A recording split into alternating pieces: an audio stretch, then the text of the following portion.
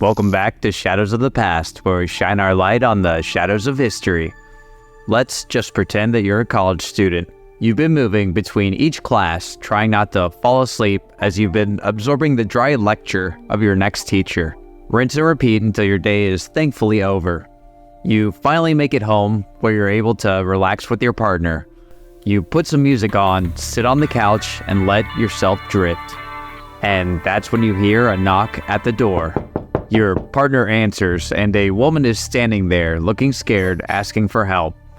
After her terrified plea, and your defenses have come down, two men burst in with guns. The terrified woman, now smiling, is brandishing her own weapon. They beat your partner into submission, and then yell at you to get into their car. And with your face within the gun sights, you decide to acquiesce. After being blindfolded and thrown into the trunk, you're driven to what terrible destination awaits. That destination being a small dark closet with barely enough room for clothes, much less a person. You're fed their revolutionary rhetoric, the only information that you're allowed to consume. The slow creep of indoctrination.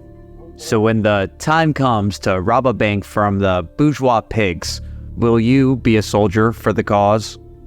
A shining sword for your brothers and sisters in the revolution.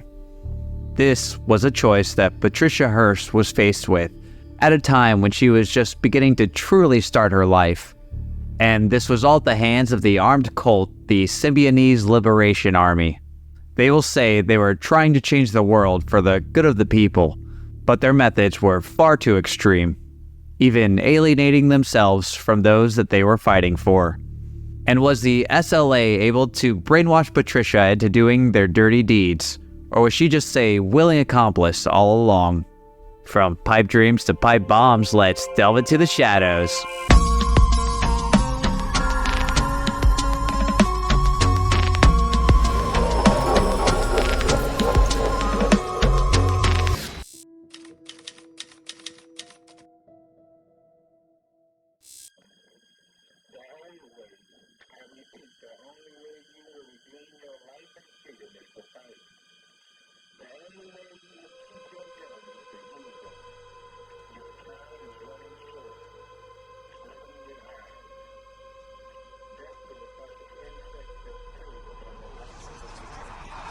And we're starting in the Berkeley area of San Francisco, California. The year is 1972. But it was not all sunshine and free love. Much of America was in unrest over the many violent acts that happened in the recent past. Malcolm X and Martin Luther King Jr. had been assassinated, causing rising racial tension. Protest over the Vietnam War and criticism of how the country handled it flooded the public zeitgeist. The state began cracking down on these protests amidst the release of the Pentagon Papers, a study of the decisions made in Vietnam by the U.S. Secretary of Defense Robert McNamara would say the United States was terribly wrong. Oh, just a tad bit of an understatement. Nixon, a Republican senator from California, was the current president, and he was terribly bad. This is also a bit of an understatement. The Symbionese Liberation Army would embody the most toxic traits of two of the biggest counterculture movements going on in the Bay Area, the free speech movement and the Summer of Love. The common denominator among this toxic group was going to school at the University of California, there in Berkeley. He was also not content with the current political system. That man would also serve as the glue for the revolutionary cult. The one who pretty much all of the SLA members knew, William Wolfe. Cujo was the gentlest, most beautiful man I've ever known. He taught me the truth as he learned it from the beautiful brothers in California's concentration camps. We loved each other so much, and his love for the people was so deep that he was willing to give his life for them. Wolfe was raised in a family that was pretty well off in Connecticut, living a fairly average life until he enrolled at the University for Anthropology. Berkeley would be where he would meet many of the other members of the SLA. Wolfe took an African American linguistics class, being taught by Colston Westbrook. Westbrook had been a big supporter of prison outreach programs and eventually got Wolf involved in prisoners' rights. He would travel with the other students from Berkeley to discuss politics and social justice issues with the inmates. One of the students would be another founding member, Russ Little, an engineering major who grew up in Pensacola, Florida. He would often visit the Vacaville prison, about 50 miles from the Berkeley campus. And it was here that they would meet the eventual leader of the Symbionese Liberation Army, Donald Freeze. My name is Sin Q, and to my comrades I am known as Sin. I am a black man and a representative of black people. I hold the rank of General Field Marshal in the United Federated Forces of the Symbionese Liberation Army. He was in Vacaville prison doing 5 to 15 years for robbery and a police shootout.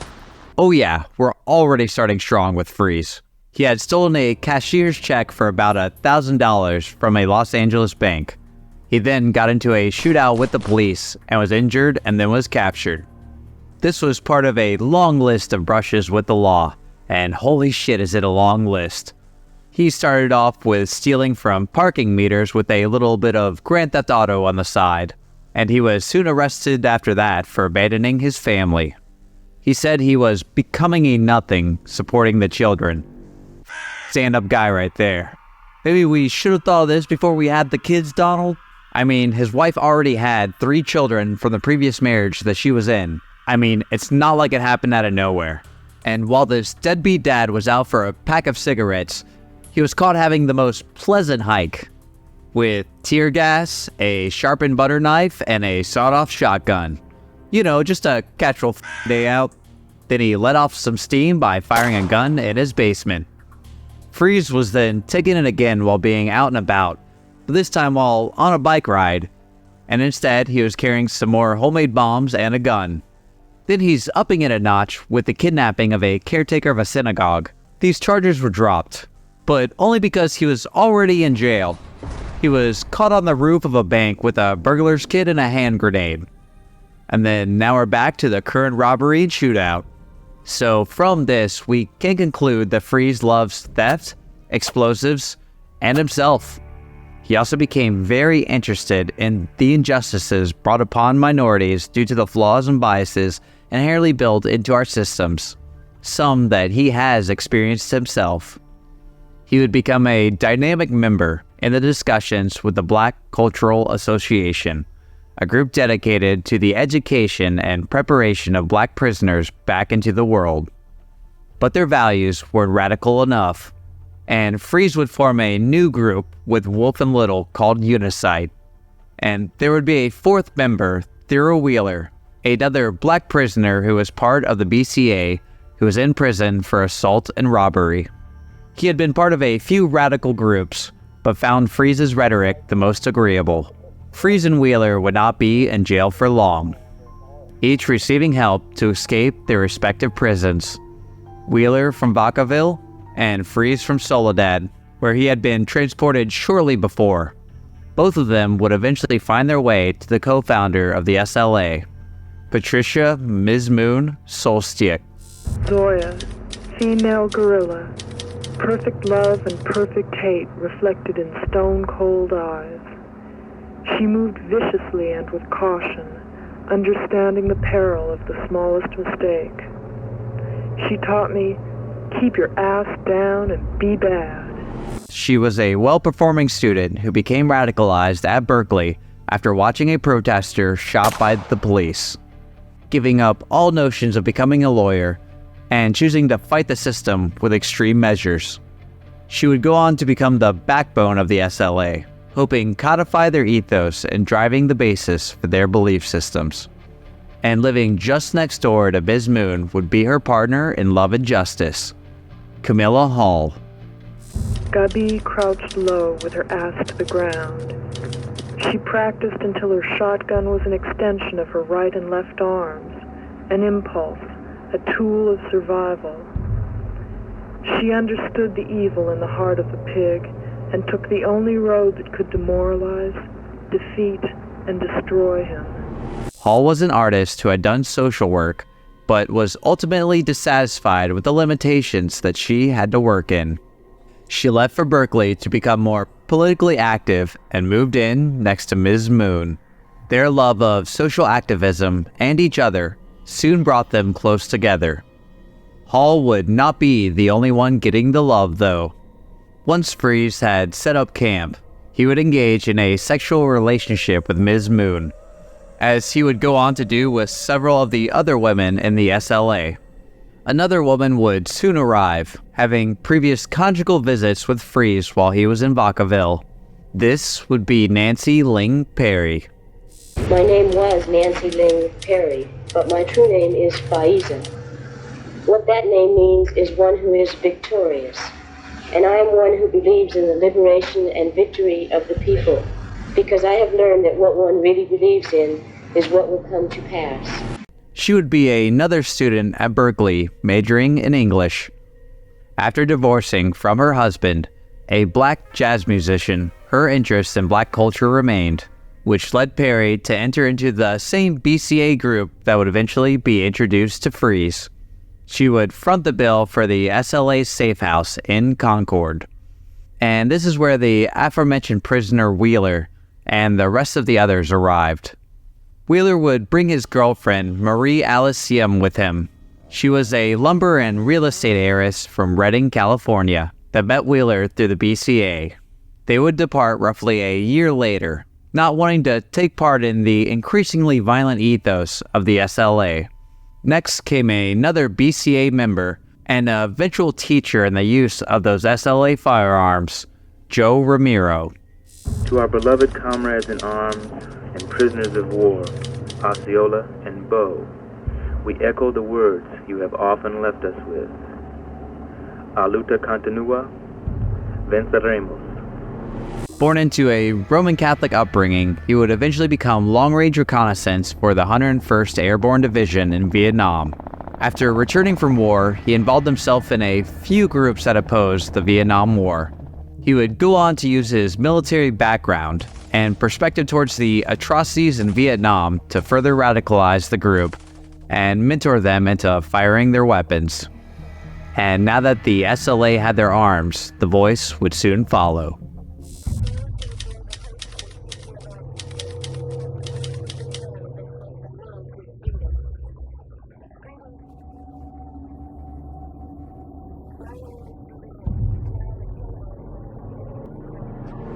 Angela Atwood would become the speaker on most of the tapes released to the press by the SLA.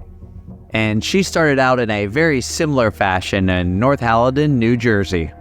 A cheerleading squad captain who starred in many of the school's musicals, you could already see the writing on the wall. The fires of activism were truly lit after meeting her husband at the Indiana University in Bloomington. He was a theater student like her, and would instill his progressive beliefs in Atwood. After college, they would soon separate. Atwood then would proceed to move in with the couple that would be the last to arrive at the SLA safe house. Atwood had previously met William and Emily Harris while at Indiana University. This is Tico speaking. To those who would bear the hopes and future of our people, let the voice of their guns express the words of freedom. Greetings to the people. William had been the son of an Air Force lieutenant who followed his father in a similar military career path. He completed a combat-free tour of duty in the Marines before settling down in Indiana and going to the university in Bloomington. This is Yolanda speaking. When we say revolution, we do not use the word loosely. By revolution, we mean the violent fight for freedom. Freedom that can be gained in no other way than by fighting. Emily Harris had a quiet life in a well-off conservative home in Clarendon Hills, Illinois, before meeting William while at Indiana University. They would hit it off and move out to Berkeley with their friends Gary and Angela Atwood, soon finding membership into the BCA like most of the other members, through the university at Berkeley, their gateway into the SLA. And now that the cult had their members to bring about the revolution, They would need to solidify their creed in ink before they eventually would in blood. Our lives now are not easy or full of joy. We may die, but our lives are real because we see the truth and the future. Right now, the people are igniting the sparks of a great prairie fire, and the firefighters will soon be helpless against the freedom fighters because the flames will be far too hot and deadly for their weak will to endure, and their evil spirit will die with them in the ashes. Freeze and Ms. Moon created the manifesto for the SLA, titled Symbionese Liberation Army Declaration of Revolutionary War and the Symbionese Program. It would explain that the word Symbionese is taken from the word symbiosis, with symbiosis being a collection of organisms working for the greater whole that they make up, the analogy being pretty obvious. This political symbiosis would also encompass unity of all left-wing struggles such as feminism, anti-racism, and anti-capitalism. The SLA wanted all races, ages, and genders to fight together in a unified front and to live peacefully.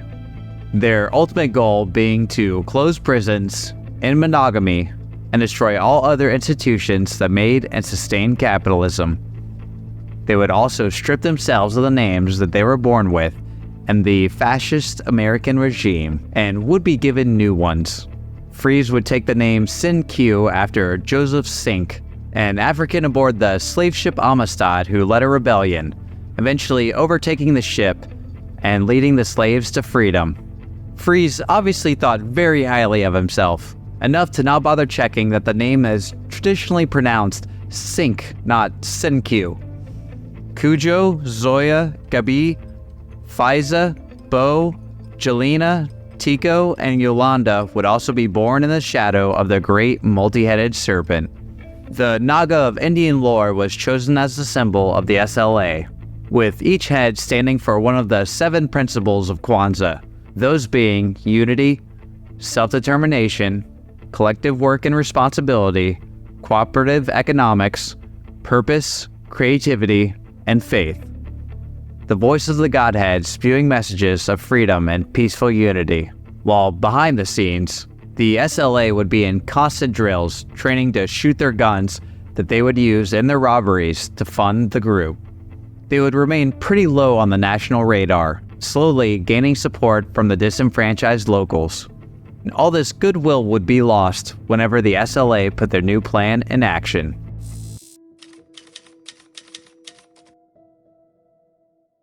As a member of the Symbionese Liberation Army Information Intelligence Unit, I fight against our common oppressor, and this I do with my gun as well as my mind.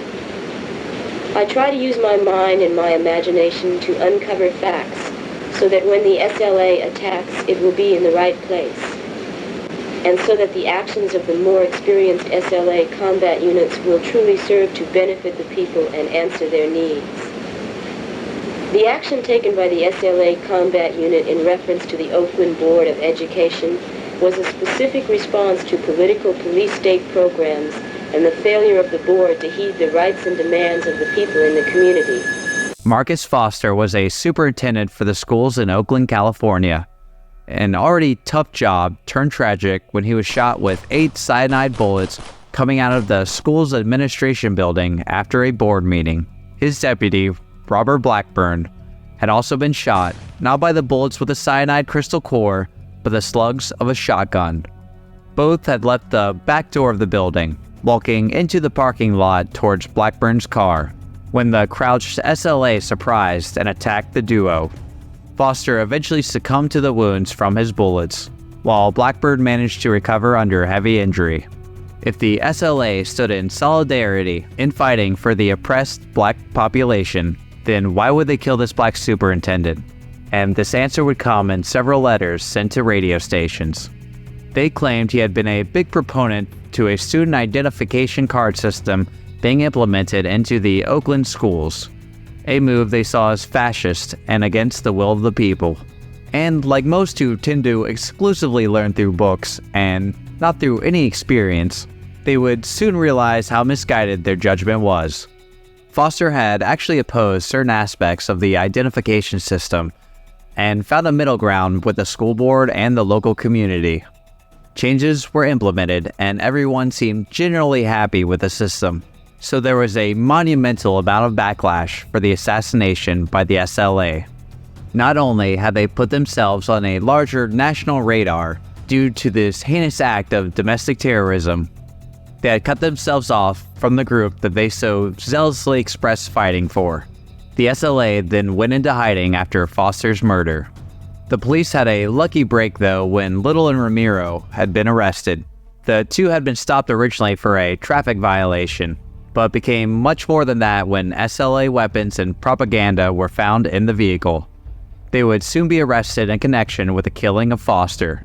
Word got back to the SLA, and Perry set the Concord safe house ablaze that same day, trying to erase all record of the SLA being there. The group would go underground while the police searched the house for evidence. A significant amount intact due to the building being scorched and not completely burned down. The SLA would not remain hidden for long though, and their highest profile plan would be executed next. The kidnapping of media and news heiress Patricia Hearst.